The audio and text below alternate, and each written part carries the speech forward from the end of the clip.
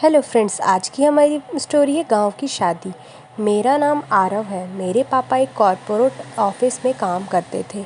हम लोग गुरुग्राम की हाई सोसाइटी में एक फ्लैट में रहते थे। उस समय मेरी उम्र करीब 10 साल रही होगी।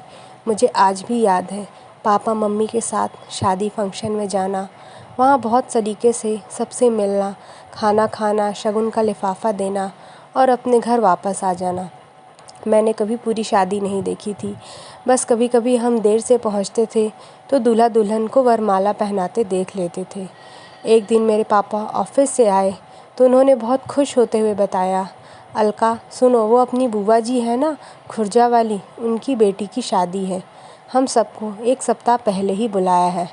मम्मी ने आश्चर्य से पूछा, अच्छा ये तो अच्छी बात है, लेकिन एक सप्ताह हम कैसे रुक सकते हैं, वो भी गांव में? वहाँ सबके पैर छुओ, घूंघट में रहो, ये सब कैसे करूँगी? पापा ने मम्मी की बात काटते हुए कहा, कितने साल हो गए हैं गांव गए, बहुत मज़ा आएगा। इस रोज़ की भागदौड़ की ज़िंदगी में कुछ दिन छुटकारा मिलेगा, साथ ही उन सब रिश्तेदारों से मिल पाएंगे जिन्हें कई सालों से देखा नहीं है। बस कभी कभी फ़ोन पर ही बात हो जाती है। मैंने देखा मम्मी को गांव जाने में कोई दिलचस्पी नहीं थी, लेकिन पापा तो मानो गांव पहुंच ही गए। वो बहुत खुश थे। मुझे कुछ समझ नहीं आ रहा था। मैंने पूछा, पापा क्या गांव में बहुत मज़ा आता है? पापा ने कहा, हाँ बेटा, मज़ा तो बहुत आता है, क्योंकि मेरा बचपन गांव में बीता है। शायद शुरू में तुम्हें अच्छा ना लगे, पर जब 2 दिन वहाँ रहोगे तो सब अच्छा लगने लगेगा। पापा ने जाने की तैयारी कर ली। मम्मी भी तैयारी में लग गई, क्योंकि हमें 2 दिन बाद ही निकलना था। स्कूल से छुट्टी भी सैंक्शन करवा ली थी।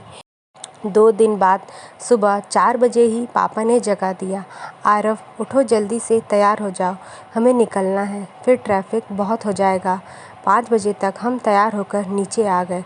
पापा ने पार्किंग से गाड़ी निकाली और हम खुर्जा के लिए रवाना हो गए। खुर्जा से आगे एक छोटा सा गांव था जहां पापा की बुआ जी रहती थी। रास्ते में खेत खलिहान पेड़ देखते देखते हम करीब 11 बजे गांव तक पहुंच गए। गांव में पहुंचते ही पापा रास्ता भूल गए। वहां किसी से पूछा, तब हम पहुंचे। वहां पहुंचते ही हमारा बहुत स्वागत हुआ।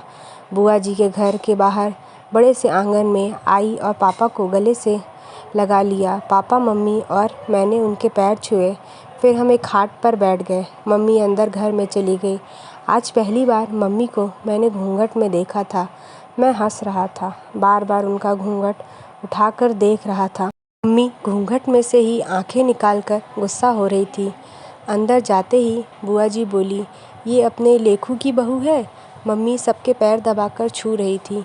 ये सब देखकर मैं बाहर आ गया और पापा से पूछा, आपका नाम लेखू है क्या? पापा बोले, बेटा मेरा नाम लेखराज है।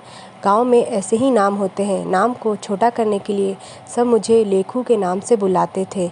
ये सुनकर मैं हंसने लगा। देर बाद हमारे लिए नाश्ता आ गया।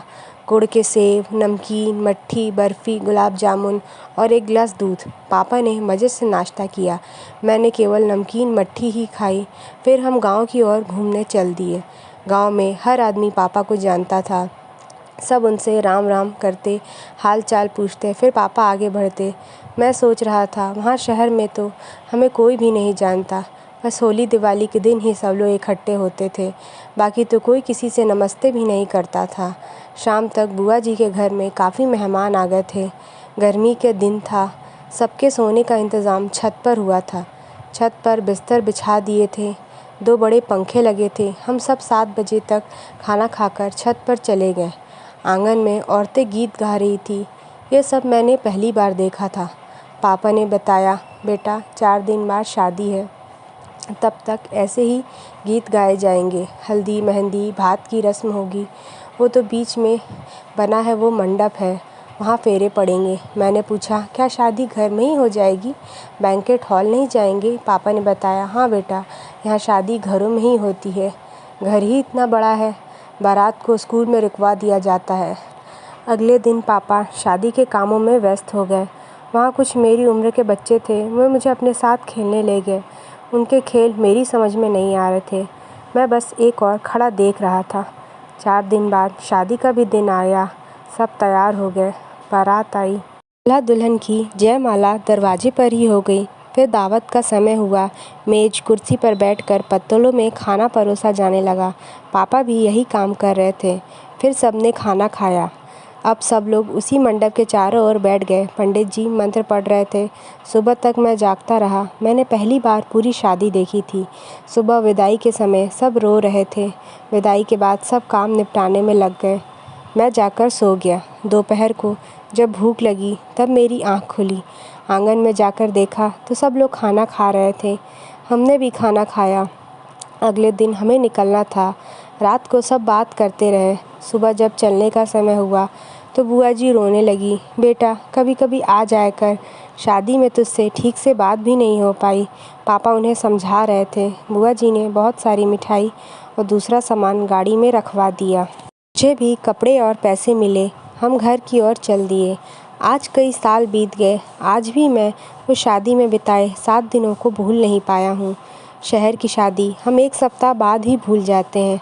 आज भी मेरा मन करता है कि गांव की शादी देखूं। बुआ जी के जाने के बाद पापा कभी वहां गए ही नहीं। पता नहीं अब हम कब गांव की शादी देख पाएंगे। मैं भी अपने बच्चों को गांव ले जाना चाहता हूं। इसीलिए हमें अपनी गांव संस्कृति की परंपरा से हमेशा जुड़े रहना चाहिए। शहर की चकाचौंध में हमें कुछ भूल नहीं जाना चाहिए।